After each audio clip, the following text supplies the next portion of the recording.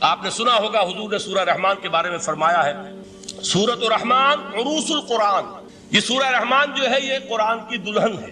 جیسے دلہن کو آپ خوشنما لباس پہناتے ہیں، آراستہ پیراستہ اس کو گہنے اور اس کو زیور پہناتے ہیں، تو جس طریقے سے سجاتے ہیں آپ دلہن کو، اللہ تعالیٰ نے ایک سورت قرآن مجید میں یہ ایسی رکھی ہے سورہ رحمان کی، اسے خوب سجایا ہے.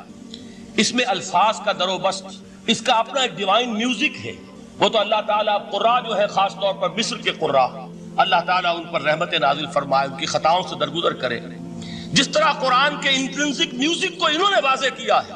واقعہ یہ ہے کہ اگر یہ لوگ نہ ہوتے، شیخ عبد الباسط محمد عبد الصمد، شیخ محمود خلیل الحسنی، یہ لوگ کہ جنہوں نے قرآن کے اس غنا میوزک، یہ لفظ جو ہے آپ حیران نہ ہو کہ میں یہ کوئی شاید توہین کر رہا ہوں قرآن کی، حضور نے یہ لفظ استعمال کیا ہے، تغنو، اس قرآن کو اچھی سے اچھی خوشلحانی کے ساتھ پڑھو.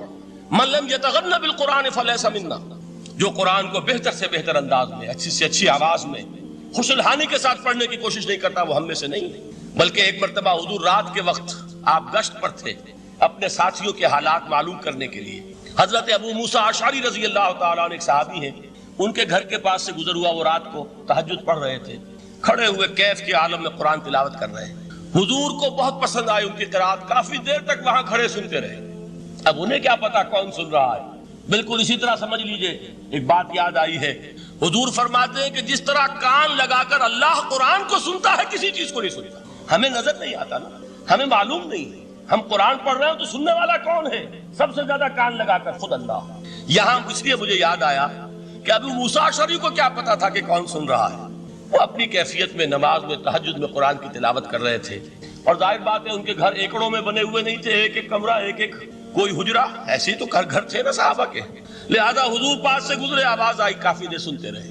اس کے بعد آپ تشریف لے گئے، صبح فجر میں ملاقات ہوئی تو حضور نے تحسین کے انداز میں فرمایا، یا ابا موسیٰ انک قد اوتیت مزمارا من مزامیر آل داؤد. اے ابو موسیٰ، تمہیں تو آل داؤد کے سازوں میں سے ایک ساز اللہ نے عطا فرما دیا. جس طرح حضرت داؤد، لہن داؤدی مشہور ہے کہ جب وہ پچھلے پہر رات کو حمد کے ترانے الاپتے تھے، قرآن میں ہے کہ پرندے شامل ہو جاتے تھے ساتھ، اور پہاڑ وجد میں آتے تھے، پہاڑ بھی ان کے ساتھ شریک ہوتے تھے.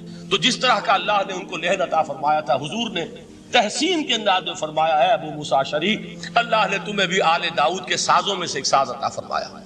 بہرحال قرآن مجید کا جو یہ میوزک ہے، قرآن کے الفاظ کا جو حسن ہے، جہاں تک حسن معنوی ہے وہ تو ہر لفظ میں ہے، لیکن یہ حسن ظاہری، حسن صوتی، حسن لفظی، یہ اپنے کلائمیکس پر آپ کو نظر آئے گا سورہ رحمان میں.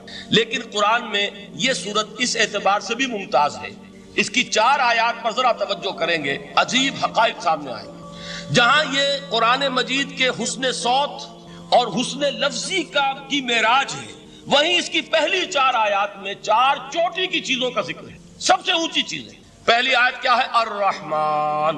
ایک آیت ہو گئی. رحمان کیا ہے؟ اللہ کا نام ہے. کبھی آپ نے غور کیا اللہ کے ناموں میں سب سے پیارا نام کون سا ہوگا؟ رحمان. کیوں؟ اس کا مادہ کیا ہے؟ رحمت. ہمیں سب سے بڑھ کر جس چیز کی ضرورت ہے وہ کیا ہے؟ رحمت خداوندی. نام اچھی طرح سن لیجئے اس حضور کے قول کو. حضور فرماتے کوئی شخص جنت میں مجرد اپنے عمل کی بنیاد پر داخل نہیں ہو سکے گا جب تک کہ رحمت خداوندی دستگیری نہ کرے. کسی صحابی نے بڑی ہمت اور جرأت کا ثبوت دیا کہ پوچھ لیا، کیا حضور آپ بھی؟ جب آپ نے فرمایا کوئی شخص داخل نہیں ہو سکتا جنت میں محض اپنے عمل کی بنیاد پر جب تک کہ رحمت خداوندی جو ہے وہ دستگیری نہ فرمائے. پوچھا گیا کیا آپ بھی؟ آپ نے فرمایا ہاں میں بھی. آپ انداز کیجئے کہ اگر محمد الرسول اللہ بھی رحمت خداوندی کے ضرورت مند ہوں تو تاب دیگراں چے رسد، ہماری تو سب سے بڑی ضرورت رحمت خداوندی. اب یہ رحمت جو ہے قرآن مجید میں اللہ تعالیٰ کی یہ شان 2 الفاظ کے ذریعے سے آتی ہے، رحیم اور رحمان. اور کوئی مادہ نہیں ہے جس سے 2 نام بنتے ہوں اللہ کا، لیکن یہ مادہ ہے واحد رحمت کا کہ جس سے رحمان بھی ہے رحیم بھی ہے. رحیم صفت مشبہ ہے، رحمت دائم ہو جائے گی، مستقل ہوگی تو رحیم کہیں گے. اور رحمان، اس میں رحمت کی ہے وہ شان ہے کہ جیسے ٹھاٹھے مارتا ہوا سمندر ہو، ہیجان کی کیفیت، طوفانی کیفیت. رحمت خداوندی کا طوفانی جوش وہ ہے رحمان. آپ تو رہتے اس علاقے میں ہیں، آپ کو معلوم ہے عرب اگر بھوکا مرا جا رہا ہو تو کیا کہے گا؟ انا جوعان. پیاسا مرا جا رہا ہو انا عطشان. بہت غضبناک ہوگا غضبان. غضبان آصفہ قرآن میں آیا، بہت غضبناک. رحمان جس کی رحمت جو ہے جوش میں ہے، ٹھاٹھے مارتے ہوئے سمندر کے مالک۔ تو یہ اللہ تعالیٰ کے ناموں میں سب سے پیارا نام۔ اب آگے چلیے، الرحمن علم القرآن، رحمان نے قرآن سکھایا۔ رحمت خداوندی کا سب سے بڑا مظہر، رحمان کی رحمانیت کا سب سے بڑا مظہر قرآن ہے۔ ان میں جو منطقی ربط ہے اس کو سمجھتے جائیے۔ اچھا آپ یہ سوچئے، جو علم بھی انسان کو حاصل ہوا وہ کس نے دیا؟ اللہ نے۔ سائنس کا علم کس نے دیا؟ اللہ نے۔ علم آدم الاسماء کلہا، وہ علم الاسماء جو حضرت آدم کو دے دیا گیا تھا ازل میں، یہ اسی کا ظہور ہے، یہ اسی کی ایکسفولیشن ہے جو ہو رہی ہے اور ہوتی رہے گی ابھی۔ اور دوسرے علم ہے وہ کس نے دی؟ اللہ نے دی۔ لا یحیطون بشیء من علمہ الا بما شاء، مخلوق میں سے کوئی اللہ کے علم میں سے کسی شے کا احاطہ نہیں کر سکتا مگر وہ جتنا اللہ دینا چاہے۔ لیکن یہ کہ تمام علوم میں چوٹی کا علم قرآن، نوٹ کرتے جائیے، چوٹی کی چیزیں جمع کیجیے۔ اللہ کے ناموں میں چوٹی کا نام رحمان، اللہ نے جو کچھ انسان کو سکھایا اس میں چوٹی کا علم قرآن۔ خلق الانسان، انسان کو پیدا فرمایا۔ سوال یہ کہ حیوانات کو کس نے پیدا فرمایا؟ آسمان کس نے پیدا کی؟ زمین کس نے پیدا کی؟ میرا مالک اللہ، میرا رازق اللہ، میرا محافظ اللہ، میرا مددگار اللہ، میرا پشت پناہ اللہ، میرا دوست اللہ۔ یہ دوستی ہے اللہ کی جو لب لباب ہے، حاصل ہے ایمان کا، اسی کا نام ولایت ہے۔ اولیاء اللہ کے سروں پر سینگ نہیں ہوتے، جس کے دل میں ایمان راسخ ہو چکا ہو وہی اللہ کا ولی ہے، جسے اللہ پر یقین ہو چکا ہے وہی اللہ کا ولی ہے، جسے یقین ہے اللہ میرے ساتھ ہے، میرا مددگار، میرا پشت پناہ، میرا ساتھی، میرا دوست، میرا محبوب، میرا محب۔ اللہ اہل ایمان سے محبت کرتا ہے۔ واللہ یحب الصادقین، ان اللہ یحب الذین یقاتلون فی سبیلہ صفا کانہم بنیان مرصوص۔ اللہ محبت کرنے والا، اہل ایمان محبوب، اور اہل ایمان محبت کرنے والے اللہ محبوب۔ والذین آمنوا اشد حبا للہ۔ آپ تصور کیجئے جسے یہ رشتہ ایمان یا رشتہ ولایت حاصل ہو جائے، الا ان اولیاء اللہ لا خوف علیہم ولا هم یحزنون، آگاہ ہو جاؤ اللہ کے دوستوں کے لیے نہ کوئی خوف ہے نہ کوئی حزن ہے۔ اور میں بیان کر چکا تھا، خوف اور حزن کے خاتمے ہی کا نام امن ہے۔ زوال خوف، زوال حزن۔ یہ خوف اور حزن کیوں آتے ہیں بار بار؟ اللہ تخافوا ولا تحزنوا، دونوں آ گئے۔ الا ان اولیاء اللہ لا خوف علیہم ولا هم یحزنون، پھر وہی دو۔ وہ کیوں ہے؟ خوف ہوتا ہے کسی مستقبل کی بات کا، یہ نہ ہو جائے، وہ نہ ہو جائے، یہ نقصان نہ پہنچ جائے، یہ تکلیف نہ ہو، یہ غضب نہ آ جائے، خوف ہے مستقبل سے۔ حزن ہے یہ کیوں ہوا، یہ نہیں ہونا چاہیے تھا، یہ میرا فلاں چیز میرے ہاتھ سے جاتی رہی ہے، فلاں موقع نکل گیا، اب بیٹھے ہوئے ہیں اندر ہی اندر کڑ رہے ہیں، صدمہ ہے اور رنج ہے۔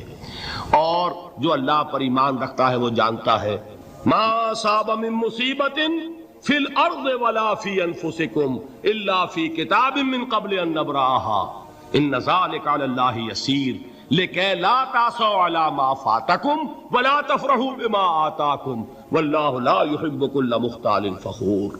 اس زمین میں یا تمہاری جانوں میں کوئی تکلیف، کوئی مصیبت نہیں آ سکتی سوائے اس کے کہ جو اللہ نے لکھ دی ہو، اس سے پہلے کہ وہ ظاہر ہو۔ جس کو یہ حقیقت معلوم ہو گئی اس کو یہ طرز عمل اختیار کرنا چاہیے، جو چیز چھن جائے، جاتی رہے، چھوٹ جائے، اس پر افسوس نہ کرو۔ کس نے چھینی؟ دوست نے۔ دوست کے فیصلے پر شکایت، دوستی کو بٹا لگا رہے ہو، سرے تسلیم خم ہے جو مزاج یار میں آئے۔ اگر دوستی ہے تو پھر تو تمہیں گردن جھکانی چاہیے کہ ہر چہ ساقی ماریخت عین الطاف، جو بھی میرا ساقی میرے پیالے میں ڈال دے اس کا کرم ہے، جو اس کی طرف سے آئے اس پر کوئی رنج نہیں، کوئی صدمہ نہیں، کوئی غم نہیں، کوئی شکایت نہیں، کوئی شکوہ نہیں، اور جو ہوگا وہ اس کے اذن کے بغیر نہیں ہوگا، اور اس کا اذن ہوگا تو یقیناً میرے لیے خیر ہی خیر ہے، چاہے وہ ناگوار شے ہو، بظاہر مجھے اچھی نہ لگ رہی ہو، میری شارٹ سائٹڈنس میں مجھے وہ نظر آ رہی ہے کہ میرے لیے بری ہے، لیکن قرآن نے کہا ہے عسیٰ ان تکرہوا شیئا وہو خیر لکم وعسیٰ ان تحبوا شیئا وہو شر لکم واللہ یعلم وانتم لا تعلمون۔ ہو سکتا ہے تم کسی چیز کو ناپسند کرو، دراحال ہے کہ اسی میں تمہارا خیر ہو، اور ہو سکتا ہے تم کسی چیز کو پسند کرو، دراحال ہے کہ اس میں تمہارا شر ہو۔ اللہ جانتا ہے، تم نہیں جانتے۔ جب مجھے یہ بات معلوم ہو گئی میں نے اپنا معاملہ اللہ کے حوالے کیا۔ سپردم بے تو مایہ خیش را تو دانی حساب کم و بیشرا، اے رب جو تو چاہتا ہے وہ ہو، تیرے علم میں جو شے میرے لیے خیر ہے وہ ہو جائے، میری کوئی پسند نہیں، میری کوئی چاہت نہیں، یہ ہے راضی برضائے رب۔ اکبر الہ آبادی نے اسے کہا ہے رضائے حق پہ راضی رہ، یہ حرف آرزو کیسا، خدا خالق، خدا مالک، خدا کا حکم تو کیسا۔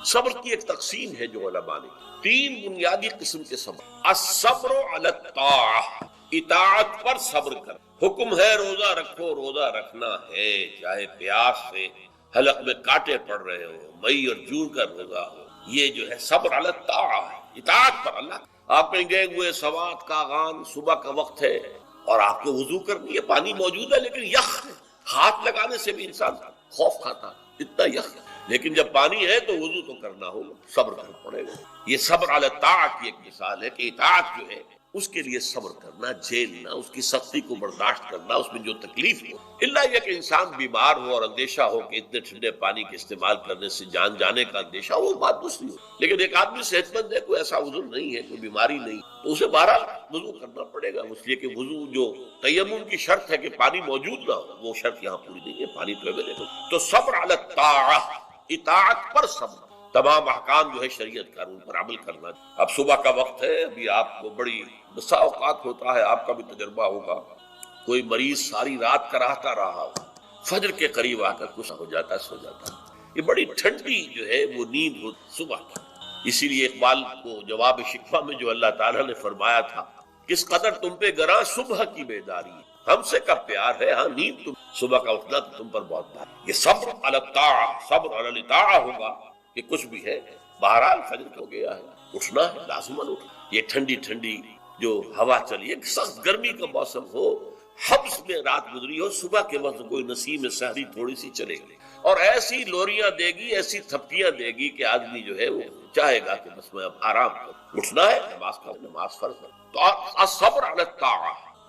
دوسرا صبر ہے الصبر عن المعصیہ، معصیت سے رک جانا صبر۔ کوئی لذت ہے کام و دہن کی لیکن ہے ممنوع، غلط ہے، حرام شے ہے، لہذا رکنا، یہ ہے صبر عن المعصیہ، وہ ہے صبر علی الاطاعہ، اور یہاں آئے گا عن الصبر عن المعصیہ، معصیت سے اپنے آپ کو روکنا، بچانا، ٹیمپٹیشنز کتنی بھی ہوں، کتنا بھی جو ہے اس کے لیے آپ کے نفس کی طرف سے تقاضا ہو رہا ہو، کتنا ہی اندر سے وہ جذبہ ابھر رہا ہو، روکنا، تھامنا، بند لگا دینا آگے۔ تیسرا صبر ہے صبر علی البلاء یا صبر علی الایذاء، آزمائش پر صبر کرنا اور ایذا پر صبر، اور صبر عن الطبع، یہ صبر علی البلاء جو ہے، اللہ تعالیٰ جو امتحان لیتا ہے انسان کا، ابتلاء، آزمائش، اللہ کی راہ میں جہاد کرنے میں ابتلاء آ رہا ہے، آزمائش آ رہی ہے، جان دینا پڑے، مال دینا ہے، یا اور اسی طرح سے اللہ کی طرف سے آزمائش آ گئی ہے، آپ پر کوئی مصیبت آ گئی، آیا اس میں آپ صابر رہتے ہیں یا اول فول بکنا شروع کر دیتے ہیں اللہ کے خلاف؟ جی ہمارے ساتھ تو اللہ نے کوئی خیر کیا ہی نہیں، سب بھول گئے جو بھی اللہ تعالیٰ نے پہلے احسان کیا، کیونکہ ایک آزمائش آ گئی۔ تو صبر علی البلاء، اب اس کے دو حصے ہیں جو میں نے بیان کیے، ایک ہے صبر علی الایذاء، آپ اسلام کی دعوت دے رہے ہیں، کوئی آپ کو ایذا پہنچاتا ہے، سخت ایذا، یہ ایذا وربل بھی ہو سکتی ہے، یہ ایذا فزیکل بھی ہو، وربل ایذا پاگل ہو گئے، تمہارا دماغ خراب ہو گیا، تمہاری عقل الٹی ہو گئی، اوندھی ہو گئی، تم کسی برے، کوئی بری جو روح ہے اس کے زیر اثر آ گئے، کوئی جن تمہارے اوپر قابض آ گیا، شیطان، یہ کیا ہو رہا ہے؟ وربل ایذا، زبان سے، اور ایک یہ کہ مارا جائے، پیٹا جائے، جیل میں رکھ دیا جائے، بھوکا رکھا جائے، اور ایک اسی کا مرحلہ آتا ہے ذرا بعد میں، جب وہ غلط معاشرہ اچھی طرح ٹھوک بجا کر دیکھ لیتا ہے کہ یہ ایذا سے تو یہ باز نہیں آئے، اپنی جمے ہوئے ہیں، ٹکے ہوئے ہیں، ڈٹے ہوئے ہیں، تو پھر کچھ لالچ دیا، دیکھو ہم تمہیں اپنا بادشاہ بنا لیں گے، تم یہ بات چھوڑو، دیکھو ہم تمہیں قریش کی جس عورت کی طرف اشارہ کر دو جس کا حسن تمہیں اچھا لگے، ہم اس سے شادی کریں، تمہیں جتنا مال و دولت چاہیے تمہارے قدموں میں ڈال دیں گے، تمہارے بتوں کو برا لگے، یہ نہ کہو یہ بات۔ اب یہ تباہ ٹیمپٹیشن کے مقابلے میں رکنا، ایذا کے مقابلے میں رکنے سے زیادہ مشکل، جس کی ایک بہت بڑی مثال جو ہے امام احمد ابن حنبل کی میں ہے کہ جب مسئلہ خلق قرآن پر جب انہیں جیل میں ڈالا گیا، مارے ماری گئی، الفاظ یہ آتے ہیں تاریخ میں کہ انہیں وہ مار ماری گئی کہ اگر ہاتھی کو بھی وہ مار ماری جاتی تو چنگھاڑ، لیکن ان کے آنکھوں میں کبھی آنسو برداشت۔ پھر زمانہ بدل گیا، اب خلیفہ کوئی اور ہو گئے اور ان کا اپنا موقف وہی تھا جو امام احمد ابن حنبل کا ہے، تو اب دارالخلافہ سے ایوان خلافت سے ایک ایلچی آیا ہے اشرفیوں کی تھیلیاں لے کر کے یہ خلیفہ نے آپ کو. اس پر حضرت امام احمد بن حنبل رو پڑے، اے اللہ میں اس آزمائش کا اہل نہیں، یہ آزمائش سختر ہے اس مار سے کہ مجھے جیل کے اندر اس سے رکنا بہت مشکل. تو میں نے یہ صبر کی قسمیں آپ کو گنوا دی. صبر علی الطاعہ، صبر عن المعصیہ. نمبر 3 صبر علی البلاء علی الابتلاء، اس کی 2 قسمیں. صبر علی الایذاء، اس کی 2 قسمیں، زبانی کلامی وربل یا فزیکل جسمانی طور پر. اور پھر صبر عن الطمع، ٹیمپٹیشن کے مقابلے میں آپ کو یہ صبر. اللہ انہا تذکرہ، یہ لفظ بہت اہم ہے. تذکرہ، ذکرہ، تذکیر، فذکر بالقرآن، کیا معنی ہے اس کے؟ یاد دہانی. صحیح طریق ترجمہ ہے یاد دہانی. السلام علیکم ناظرین، ڈاکٹر اسرار احمد کی مزید بیان سننے کے لیے ہمارے یوٹیوب چینل کو سبسکرائب کریں، لائک کریں، بیل آئیکن پریس کریں. شکریہ. ایک ہے کسی کو کچھ سکھانا، نئی بات سکھانا. ایک ہے یاد دہانی، اسے ایک چیز معلوم تھی کوئی بھول گیا، یاد کرانا. جیسے آپ کے کسی دوست نے آپ کو بہت قیمتی قلم دیا تھا، آپ نے اسے بہت سنبھال کر اپنے ٹرنک میں رکھ دیا. اب سال ہا سال ہو گئے، نہ دوست سے ملاقات نہ وہ یاد. اچانک آپ نے کسی روز ٹرنک کھولا اور وہ قلم آ گیا، تو آپ کو دوست یاد آ جائے گا کہ نہیں؟ اسی لیے قرآن آفاق و انفس کے لیے آیات کہتا ہے. ہم اپنی آیات دکھائیں گے تمہیں، نشانی جس کو دیکھ کر تم ہمیں پہچانو. اور تذکرہ کا مطلب کیا ہے؟ پوٹینشلی ایمان ہر انسان کے دل میں موجود ہے. یہ جو روح جو ہمارے قلب کی مسکن نکین ہے، اس میں اللہ کی معرفت بھی ہے، اللہ کی محبت بھی. البتہ ظہول کے پردے پڑ گئے ہیں، بھول اور نسیان طاری ہو گیا ہے. ہم دنیا ہی کے اندر گم ہو کر رہ گئے ہیں. ہماری ساری دلچسپیاں دنیا سے ہیں، لہٰذا ہماری توجہ ہی نہیں ہے. ورنہ ہر انسان کے دل میں یہ جو یہاں ہندوستان میں کہتے ہیں آتما اور پرماتما، آتما اور پرماتما کا تو تعلق بہت گہرا ہے. ابتدا میں بنا دی گئی تھی ارواح. جب ہم سب کے سب تمام انسان آدم سے لے کر اور تا قیامت جو انسان آئے گا دنیا میں، ان سب کی ارواح پیدا کر دی اور پوچھا گیا الستو بربکم قالوا بلا. یاد ہے؟ لہذا یہ تذکرہ ہے، یہ یاد دہانی تمہارے اندر موجود ہے. اللہ کی معرفت بھی موجود ہے، اللہ کی محبت بھی. لیکن کلا بل ران علی قلوبہم ما کانوا یعملون، ان کے دلوں پر زنگ آ گیا ہے. اب ان کے اعمال کی شیشہ جو ہے وہ زنگ آلود ہو گیا. حضور نے فرمایا ان هذه القلوب لتسطو كما يسطو الحديد اذا اصابه الماء. ان دلوں پر بھی زنگ آ جاتا ہے جیسے کہ لوہے کے اوپر پانی پڑتا رہے تو اس کو زنگ آ جاتا ہے. پوچھا گیا فما جلاؤها یا رسول اللہ، اے اللہ کے رسول ہماری تلواروں کو زنگ لگتا ہے، ہم پالش کرتے ہیں، سیکل کرتے ہیں، وہ پھر چلو کرتے ہیں. تو دل پر اگر زنگ آ جائے تو اس کا علاج کیا ہے؟ 2 چیزیں فرمائی، کثرت و ذکر الموت و تلاوت القرآن. 2 کام کرو کثرت سے. موت کو یاد رکھو، یہاں رہنا نہیں ہے، جانا ہے. یہ ہمارا گھر نہیں ہے، یہ ہماری منزل نہیں ہے. ہمارا اصل گھر جو حضور نے فرمایا انما الدنیا خلقت لکم وانتم خلقتم للآخرہ، یہ دنیا تمہارے لیے بنائی گئی، تم آخرت کے لیے بنائے گئے. اسی لیے حضور نے فرمایا کن فی الدنیا کانک غریب عابر السبیل، دنیا میں ایسے رہو جیسے راہ چلتے مسافر ہو یا اجنبی ہو. اپنے بارے میں فرمایا مالی والی دنیا، مجھے تمہاری دنیا سے کیا سروکار. انما مثلی کراکب استظل تحت شجرۃ ثم راح فترکھا، میری مثال اس مسافر کسی ہے جو ذرا سستانے کے لیے کسی درخت کے سائے میں بیٹھتا ہے تھوڑی دیر. وہ اس کا گھر تو نہیں ہے، اس کی منزل نہیں ہے، پھر وہ اس کو چھوڑتا ہے، اپنا راستہ لیتا ہے. یہ اگر ہمارا تصور قائم ہو جائے، کلا انہا تذکرہ. اب اس کے بعد جو الفاظ آئے فی صحف مکرمۃ مرفوعۃ مطہرۃ بایدی سفرۃ کرام بررہ. یہ جو قرآن ہے، جو تذکرہ ہے، یہ بڑے ہی انتہائی پاکیزہ صحیفوں میں ہے. فی صحف مکرمۃ، بڑے باعزت، مرفوعۃ مطہرۃ، مرفوع بلند اور انتہائی پاک. بایدی سفرۃ، یہ کن کے ہاتھوں میں ہے؟ لکھنے والے وہ فرشتے. بایدی سفرۃ کرام بررہ، جو نہایت باعزت ہے، بہت وفادار ہے اللہ کا. یعنی اصل قرآن کہاں ہے؟ لوح محفوظ میں ہے. اصل قرآن کہاں ہے؟ ابھی اگلی اب جو پڑھیں گے ہم، کتاب مکنون، چھپی ہوئی کتاب کے اندر ہے. اصل قرآن کہاں ہے؟ وَإِنَّهَا لَفِي أُمِّ الْكِتَابِ لَدَيْنَا لَعَلِيٌّ عَظِيمٌ. یہ تو اس ام الکتاب میں جو ہمارے پاس ہے، بہت بلند ہے اور بہت عظمت والا ہے. جو لوگ اللہ پر ایمان لائیں، کہیں کہ ہمارا رب اللہ ہے، پھر اس پر جم جائیں. ان پر فرشتوں کا نزول ہوتا ہے. نہ کوئی غم کرو نہ خوف، خوشیاں مناؤ جنت کی جس کا تم سے وعدہ کیا گیا تھا. اللہ کی ربوبیت پر اطمینان جب انسان کو ہو جاتا، میرا رب اللہ ہے، ربی اللہ، इंसान के लिए न कोई खटका, न कोई खतरा, न कोई खौफ, न कोई हुजूर। जो कुछ हो रहा है किसके इज़्न से हो रहा है? अल्लाह के इज़्न से। अल्लाह के इज़्न के बगैर पत्ता तक नहीं हिलता। ये कोई अंधा बहरा मादा नहीं है जिससे मुझे कोई खौफ हो। अंधा भैंसा चला रहा हो उससे तो डरने का हर इंसान को डरना चाहिए, न मालूम किसको टक्कर मार दे। लेकिन नहीं, इस कायनात को चलाने वाला एक समीउ बसीर खुदा है। वो जो मेरा दोस्त है, मेरा वली है। अल्लाह वलियुल लज़ीना आमनू युखरिजुहुम मिनज़-ज़ुलुमाति इलन-नूर। अल्लाह अहले ईमान का वली है, साथी है, पुष्टपनाह है, मददगार है, हिमायती है। बताइए, जिसे यकीन हो जाए कि अल्लाह मेरा मददगार, अल्लाह मेरा मुहाफिज, अल्लाह मेरा पुष्टपनाह, अल्लाह मेरा हिमायती, उसके लिए कोई खौफ होगा? उससे कोई डर होगा? मैं मिसाल दिया करता हूँ एक बहुत सादा, पंजाब के देहात की। तो बड़ा चौधरी है और कोई गरीब किसान है। उस गरीब किसान के जानवरों को हर वक्त अंदेशा होगा चोरी का। कोई मेरी भैंस खोल कर न ले जाए, कोई मेरा बैल खोल कर न ले जाए। लेकिन जिसके बारे में ये सबको मालूम हो कि वो जो बड़ा चौधरी है वो इसका दोस्त है, उसकी बच्चिया को कोई खौफ होगा? उसकी भैंस पर कोई हाथ डालेगा? उसे कोई अंदेशा होगा? नहीं। क्यों?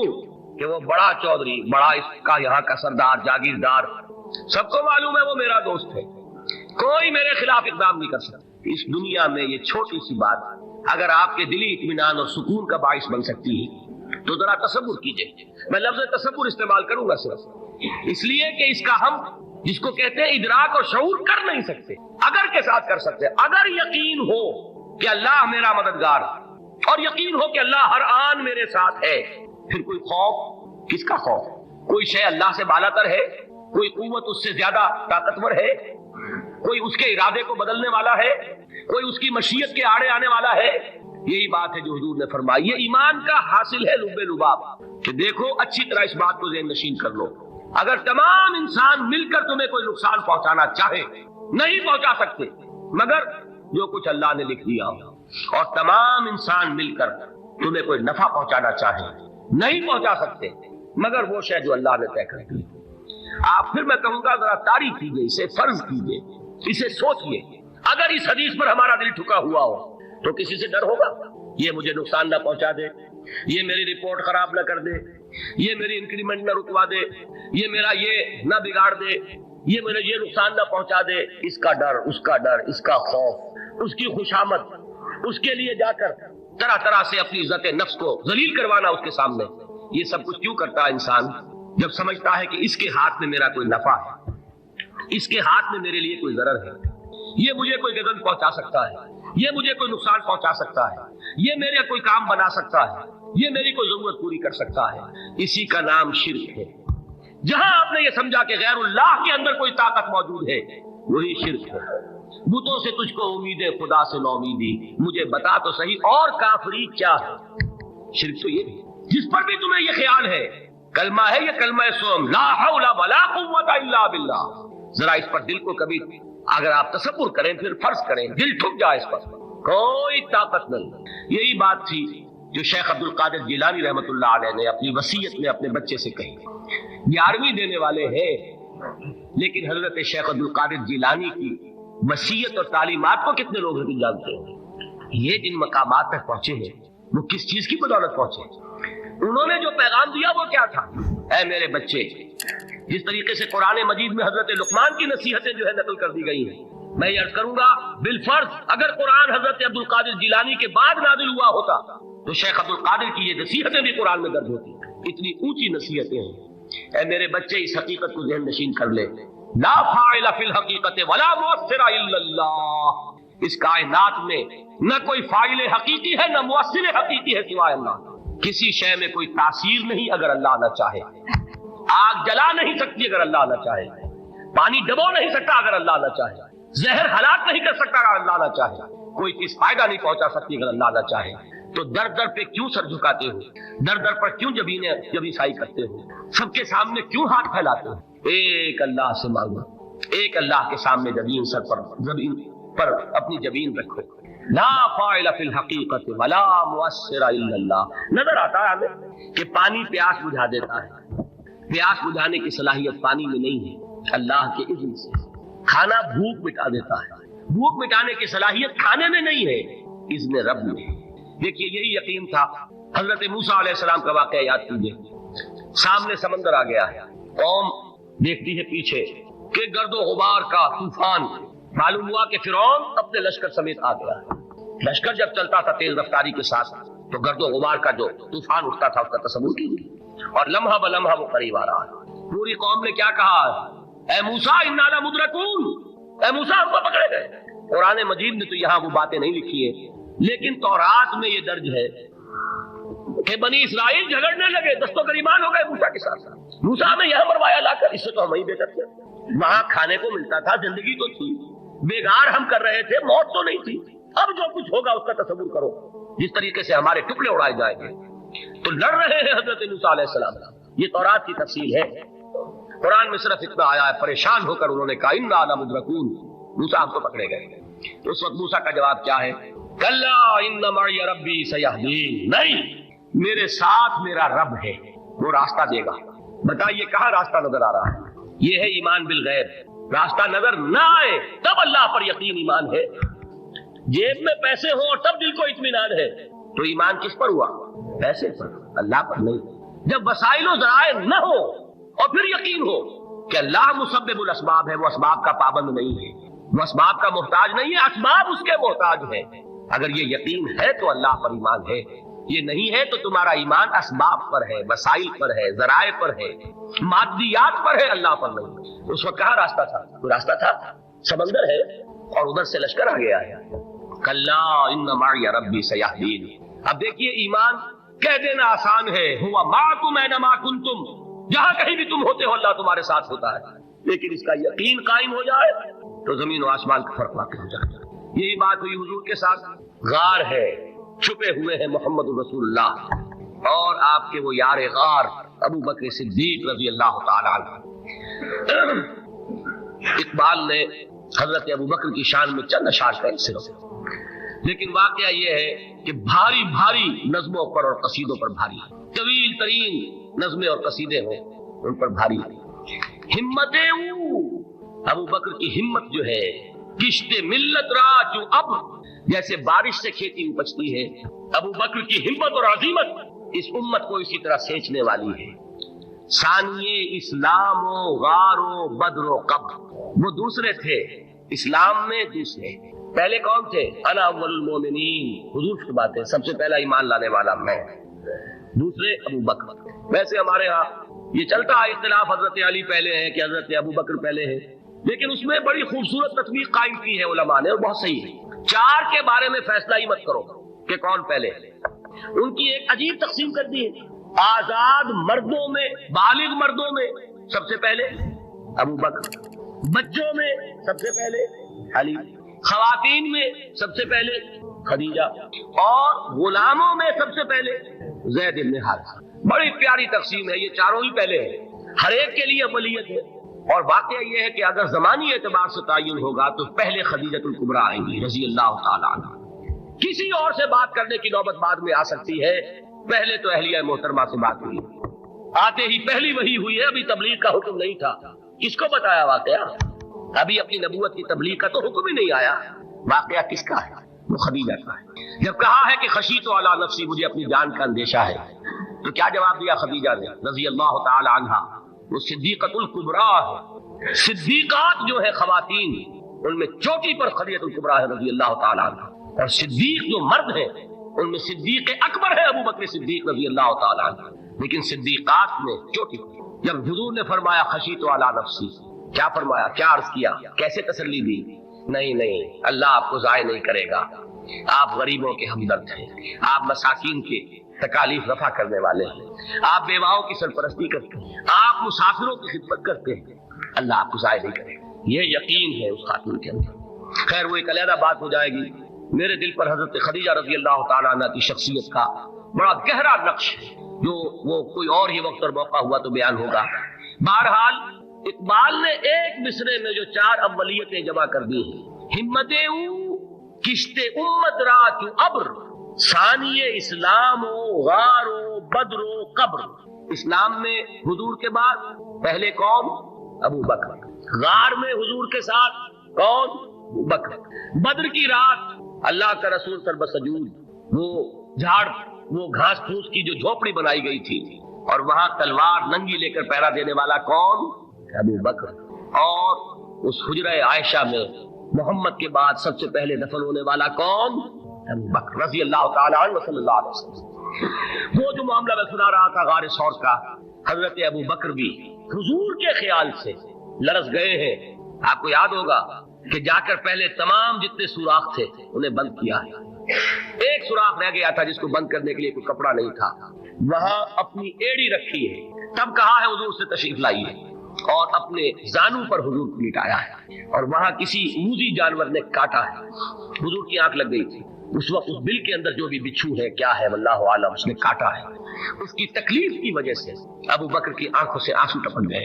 हुजूर के चेहरे मुबारक पर पड़े हैं तो हुजूर जागे हैं, मामला क्या है? एड़ी नहीं हटाई वहां से, मबादा वो जानवर वहां से निकलकर मोहम्मदुर रसूलुल्लाह को कोई गजन पहुंचा दे। अबू बकर की एड़ी है, जिस तरह चाहे खा ले, खत्म कर दे, जान निकल जाए तब कोई यहाँ चाहे मोहम्मद पर तो आए, लेकिन जीते जी नहीं। वो है अबू बकर। हुजूर के ख्याल से उस वक्त हुजूर ने फिर अपना लुआब दहन लगाया है और उससे फिर आपकी तकलीफ खत्म हुई। जैसे खैबर में हजरत अली की आंख दुख रही थी, उसको जो शिफा हासिल हुई वो भी हुजूर के लुआब दहन से हुई। तो बहरहाल उस वक्त उन्होंने कहा है कि ऐ नबी या रसूल अल्लाह, अगर इस वक्त इनमें से किसी ने गैर इरादी तौर पर भी अपने कदमों की तरफ झांक लिया तो पकड़े जाएगा। क्या जवाब था अल्लाह के रसूल का? ला तहज़न इन्नल्लाह माना। अल्लाह हमारे साथ है, क्यों घबराते हो अबू बकर?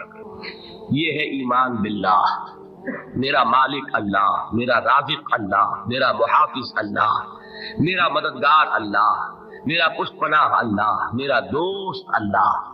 ये दोस्ती है अल्लाह की जो लुब्बे लुबाब है, हासिल है ईमान का। इसी का नाम विलायत है। औलिया अल्लाह के सरों पर सीन नहीं होते। जिसके दिल में ईमान रासिख हो चुका हो वही अल्लाह का वली है। जिसे अल्लाह पर यकीन हो चुका है वही अल्लाह का वली है।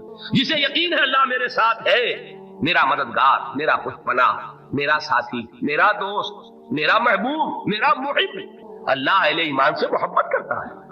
वल्लाहु युहिब्बुस सादिकीन, इन्नल्लाहा युहिब्बुल्लज़ीना युक़ातिलूना फ़ी सबीलिही सफ़्फ़न कअन्नहुम बुनियानुम मरसूस। अल्लाह मोहब्बत करने वाला, अहले ईमान महबूब, और अहले ईमान मोहब्बत करने वाले अल्लाह महबूब। वल्लज़ीना आमनू अशद्दु हुब्बन लिल्लाह।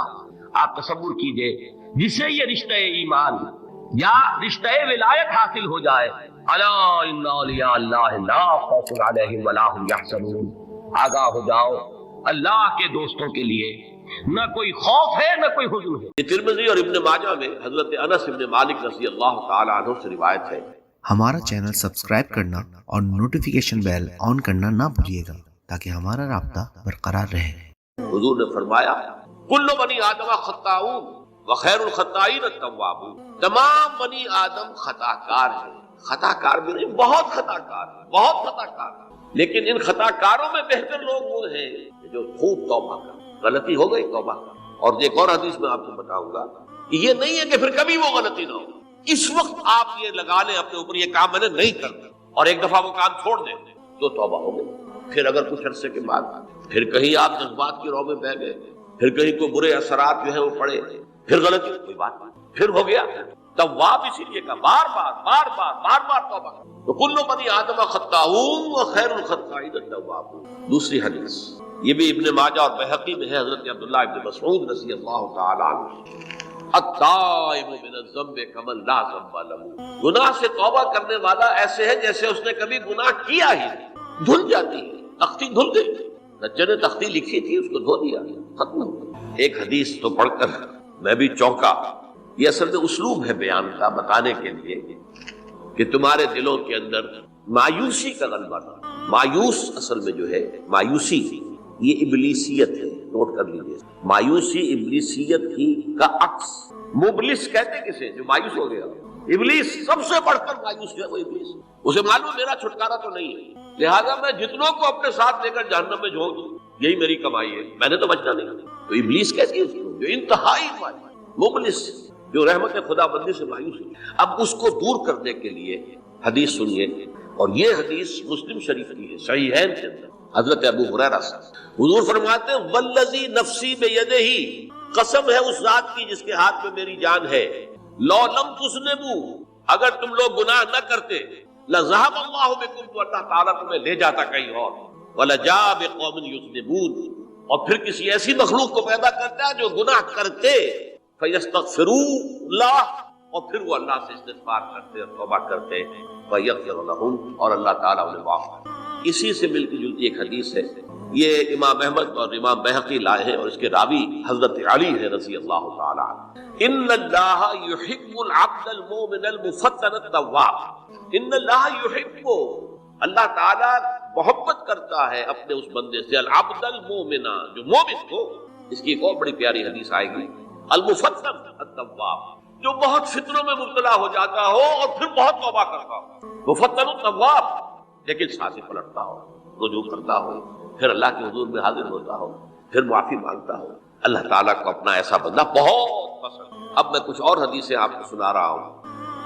توبہ کا دروازہ دو اعتبارات سے کہا گیا ہے کہ ایک وقت آنے پر بند۔ ایک حدیث کے تو الفاظ میں نوٹ کر کے نہیں لایا ہوں کہ اللہ تعالیٰ نے توبہ کا ایک دروازہ اتنا چوڑا کھلا رکھا ہوا ہے کہ جس کو عبور کرنا جو ہے وہ سال ہا سال میں اور یہ بند نہیں ہوتا جب تک کہ سورج مغرب سے طلوع نہ ہو جائے۔ یہ قیامت کی جو آخری، قریب قیامت کی جو آخری نشانیاں ہیں ان میں سے وہی حدیث میں آپ کو سنا رہا ہوں، عن ابی ہریرہ رضی اللہ تعالی عنہ، اور یہ مسلم شریف کی روایت ہے، من تاب قبل ان تطلع الشمس من مغربها تاب اللہ علیہ، سورج کے مغرب سے طلوع ہونے سے قبل تک جو لوگ توبہ کریں گے اللہ تعالیٰ ان کی توبہ قبول۔ البتہ جب وہ قیامت کی وہ نشانی ظاہر ہو جائے کہ سورج مغرب سے طلوع ہو رہا ہے، اب دروازہ توبہ کا بند ہے۔ اب اس کے بعد اگر توبہ کوئی کرتا ہے تو اللہ تعالیٰ اس کی توبہ کو قبول نہیں۔ یہ تو اجتماعی سطح پر ہوئی، انفرادی سطح پر۔ عن عبداللہ ابن عمر رضی اللہ تعالی عنہما عن النبی صلی اللہ علیہ وسلم قال ان اللہ عز وجل یقبل توبۃ العبد ما لم یغرغر۔ یہ ترمذی میں ہے حضرت عبداللہ ابن عمر رضی اللہ تعالی عنہما سے کہ اللہ تعالیٰ اپنے بندے کی توبہ قبول کرتا ہے جب تک کہ وہ جسے ہم کہتے ہیں گھنگرو نہ بولنے لگے حلق کے اندر، جبکہ نزع، عالم نزع ہو اور جان جو ہے وہ آتا پھر یہاں اٹکتی ہے، تو اس وقت تک دروازہ کھلا ہے توبہ۔ لیکن جب یہ شکل ہو گئی تو دروازہ کھلا۔ یہ انفرادی سطح پر ہو گیا، جب آپ کے موت کے آثار اتنے واضح ہو گئے کہ اب جا رہے ہیں، اب توبہ کریں گے تو توبہ قبول۔ اجتماعی سطح پر جب قیامت جو ہے اس کی وہ گھڑی آ گئی کہ سورج مغرب سے طلوع ہو گیا، اب توبہ کا دروازہ۔ ایک اور حدیث ہے جو میں نے بہت مرتبہ اس کا ترجمہ تو آپ کو بہت دفعہ سنایا ہے، آج میں چاہتا ہوں اس کو پورے متن کے ساتھ آپ کے سامنے رکھوں۔ یہ حضرت انس بن مالک رضی اللہ تعالیٰ عنہ سے مروی روایت ہے جو حضور کے خادم خاص تھے، اور یہ متفق علیہ بھی ہے، یعنی بخاری میں بھی ہے، مسلم، لیکن تھوڑا سا فرق ہے الفاظ کا۔ تو جو مسلم شریف کی روایت ہے اس کے الفاظ کیا ہے؟ للہ اشد فرحا بتوبۃ عبدہ حین یتوب الیہ، جان لو اللہ تعالیٰ کو زیادہ خوشی ہوتی ہے اپنے کسی گناہ گار بندے کی توبہ سے جبکہ وہ توبہ کرتا ہے۔ کس سے زیادہ ہوتی ہے؟ اب اس کی ایک تمثیل، من احدکم، ایک ایسے شخص سے بھی زیادہ بڑھ کر خوشی ہوتی ہے، کان علی راحلتہ بارض الفلات، کہ جو بہت ہی دور دراز کے سنسان علاقے میں سفر کر رہا تھا، فانتحرفت منہ، اس کی سواری جو ہے گم گئی، وعلیہا طعامہ وشرابہ، اسی پر اس کا کھانا بھی تھا اور پانی بھی، اونٹنی پر سفر کر رہا تھا، اسی پر ہوتا ہے راحلہ جو ہے راستے کا سامان۔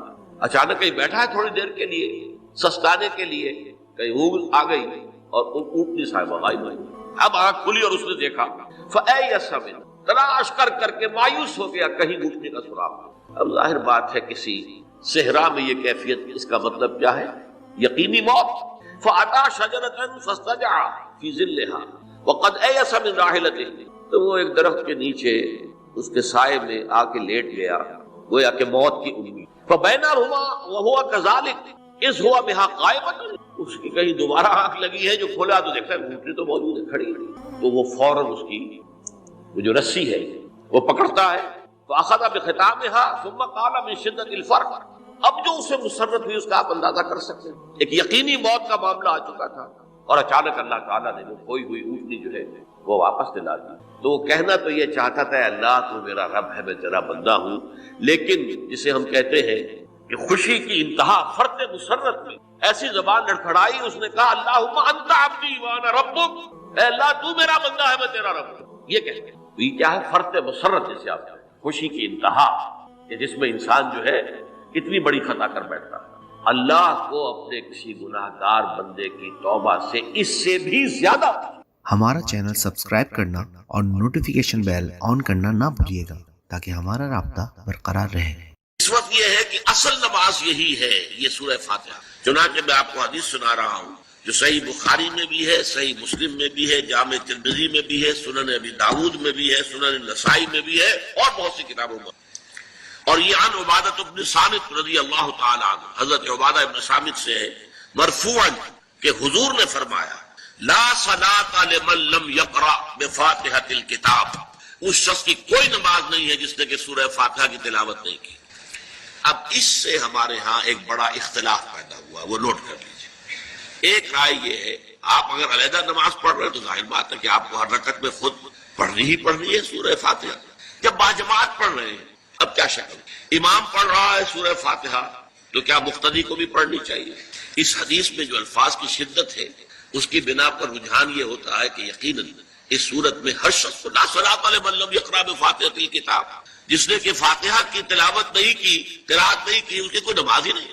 تو یہ موقف ہے امام شافعی کا، یہی مسلک ہے ہمارے اہل حدیث بھائیوں کا کہ آپ چاہے اکیلے نماز پڑھ رہے ہو، چاہے امام کے پیچھے پڑھ رہے ہو، اور چاہے امام جو ہے وہ جہری رکعت پڑھا رہا ہے اور چاہے سری رکعت پڑھا رہا ہے۔ خاموشی والی رکعت سورہ آپ کو معلوم ہے کہ نماز جو ظہر اور عصر کی ہے تو چاروں رکعتیں جو ہے وہ سری ہے، مغرب کے اندر آ کر 2 جہری ہیں 1 سری ہے، عشاء میں آ کر 2 جہری ہیں 2 سری ہیں، سورہ اور نماز فجر کے اندر دونوں جو ہیں وہ جہری ہیں۔ تو چاہے جہری ہو چاہے سری ہو آپ کو بھی لازماً جو مقتدی ہے اسے بھی سورہ فاتحہ پڑھنی ہوگی۔ اب اس کے لیے انہوں نے یہ طریقہ جو ہے تلقین کیا ہے کہ امام تیزی سے نہ پڑھے، رک رک کر پڑھے الحمدللہ رب العالمین، اس کے بعد اتنا وقفہ دے دے کہ جو مقتدی ہے وہ بھی کہہ لے اپنے دل میں یا پڑھ لے الحمدللہ رب العالمین الرحمن الرحیم۔ تو یہ رک رک کر پڑھنا، خاص طور پر اگر آپ کو موقع ہوا ہو کسی اہل حدیث امام کی امامت میں نماز ادا کرنے کا تو آپ دیکھیں گے کہ بڑا فرق ہے۔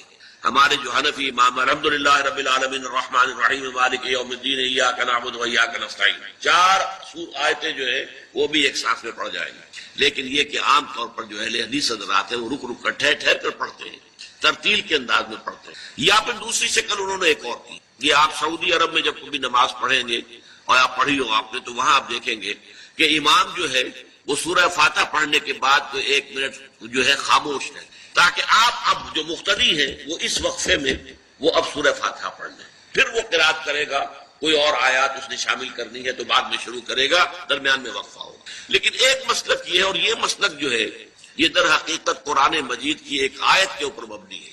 سورہ اعراف کے آخر میں فرمایا گیا وَإِذَا قُرِئَ الْقُرْآنُ فَاسْتَمِعُوا لَهُ وَأَنصِتُوا، جب قرآن پڑھا جا رہا ہو تو توجہ سے اسے سنو، خود خاموش رہو۔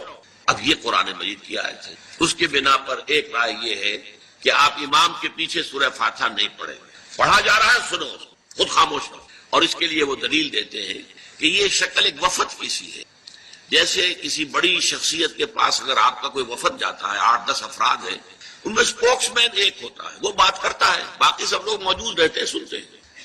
اسی طریقے سے امام جو ہے وہ گویا کہ آپ کا نمائندہ ہے اور وہ پڑھ رہا ہے الحمدللہ رب العالمین الرحمن الرحیم مالک یوم الدین، تو امام کی قرات ہی آپ کی بھی قرات ہو، گویا کہ اس آیت سے اس حدیث سے اختلاف نہیں ہے، اس کی تعبیر سے اختلاف ہے کہ امام کا قرات کر لینا در حقیقت مقتدیوں کی طرف سے بھی قرات۔ اس میں جو حنفی مسلک ہے وہ بہت سخت ہے، اور وہ یہ ہے کہ چاہے سری نماز ہو اور چاہے جہری ہو، ہر کسی بھی حالت میں مقتدی جو ہے وہ سورہ فاتحہ نہیں پڑھے۔ اب اس میں ذرا سا سوال پیدا ہوتا ہے کہ جہری رکعت میں تو اس آیت کا اطلاق ہو جائے گا کہ وَإِذَا قُرِئَ الْقُرْآنُ فَاسْتَمِعُوا لَهُ وَأَنصِتُوا، سری میں تو اس آیت کا اطلاق نہیں ہوتا۔ بہرحال یہ مسلک ہے امام شافعی کا، ایک انتہا پر ہے، ہر صورت میں سری ہو یا جہری ہو آپ کو پڑھنی ہی پڑھنی ہے، اور امام ابو حنیفہ دوسری انتہا پر ہے کہ چاہے سری ہو چاہے جہری ہو کسی شکل میں نہیں پڑھے۔ امام مالک کا مسلک ہے درمیان میں، اور میں اس میں کوئی جھجک محسوس نہیں کرتا کہ میں آپ کے سامنے عرض کر دوں کہ میں اس پر عمل پیرا ہوں۔ وہ کیا ہے، جہری نماز میں خاموش رہو اور سنو، اس آیت کا اطلاق ہو جائے گا جب بلند آواز سے پڑھ رہا ہے امام تو پوری توجہ، فاستمعوا له، اپنی پوری توجہ کو اس کے سننے کے اوپر مرکوز کر دو اور خود خاموش.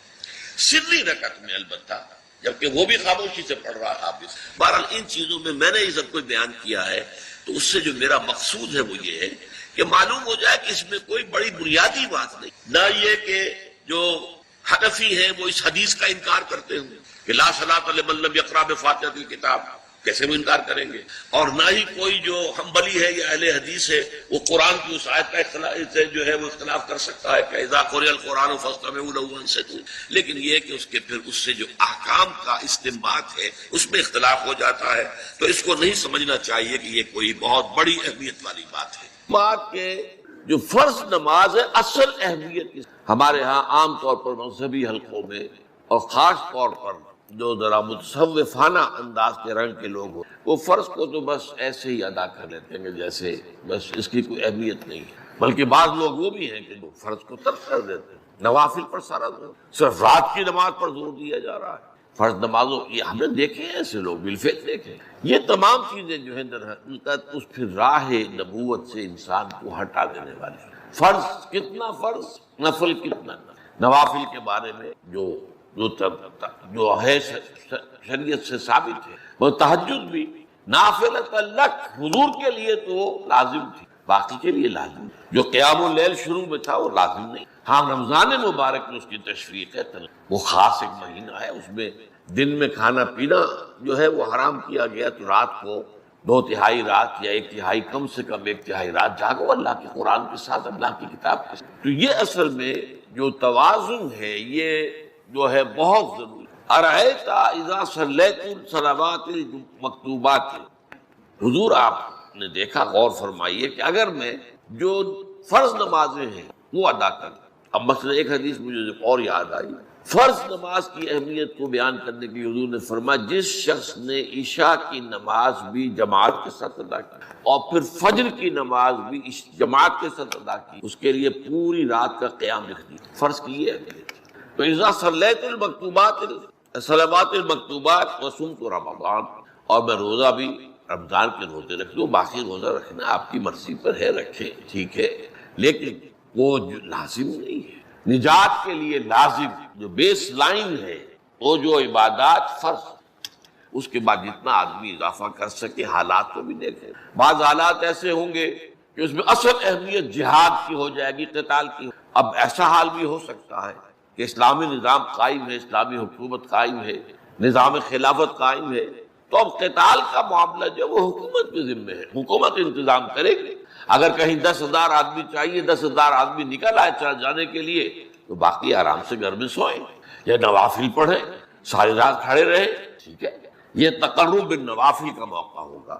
لیکن اگر اللہ کا دین جو ہے وہ مغلوب ہے، پامال ہے، اسے پاؤں تلے رودا جا رہا ہے، شریعت کی دھجیاں بکھیری جا رہی ہیں، عوامر کا استہزاء ہو رہا ہے اور جو منکرات ہیں ان کی تبلیغ ہو رہی ہے، اس وقت آدمی نوافل میں لگا رہے، وہاں تو فرض ہو جائے گا.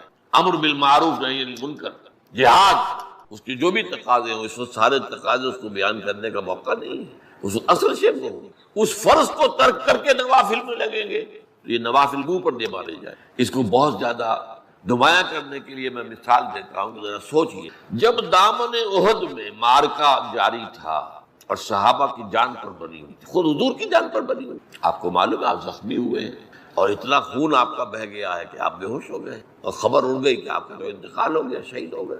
اس وقت اگر کوئی شخص مسجد نبی میں بیٹھا ہوا درود کی تسبیح پڑھ رہا ہو یا کوئی اور نوافل ادا کر رہا ہو یا قرآن پڑھ رہا ہو، اس کے بارے میں کیا حکم ہے؟ پکا منافق ہے. حالانکہ کام تو وہ اچھے کر رہا ہے. درود کی کتنی فضیلت آئی ہے اور نوافل ہے، یا قرآن کا پڑھنے کا ایک ایک حرف کا 10 نیک ثواب ہے.